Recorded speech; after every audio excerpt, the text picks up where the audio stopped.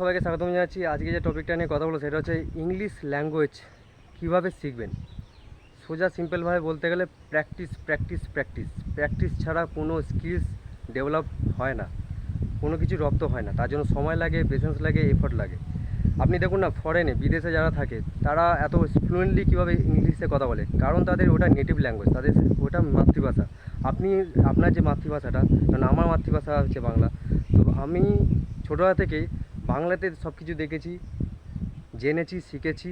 আশেপাশে পরিবেশটা সেরকম ছিল, তাদের সাথে কথা বলেছি, সেই থেকে আমাদের মাতৃভাষাটা তৈরি হয়। কোনো ল্যাঙ্গুয়েজ কোনো শিশু নিয়ে আসে না, তারা এখানেই ডেভেলপ করে।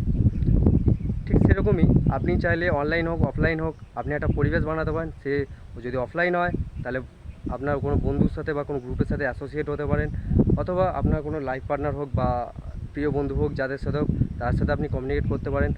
এছাড়া অনলাইনে যদি বলেন, কিছু অ্যাপ আছে, কিছু ওয়েবসাইট আছে ফ্রিতে, তারা আপনার যে স্কিল সেটাকে প্রতি খুব ফোকাস করায় এবং তাদের মতো অনুযায়ী তা চলেন, তাহলে আপনার হয়তো প্র্যাকটিস হতে থাকবে। প্র্যাকটিসের ফলে আপনার যে স্কিলস ল্যাঙ্গুয়েজ শেখার সেটা ডেভেলপ হতে পারে।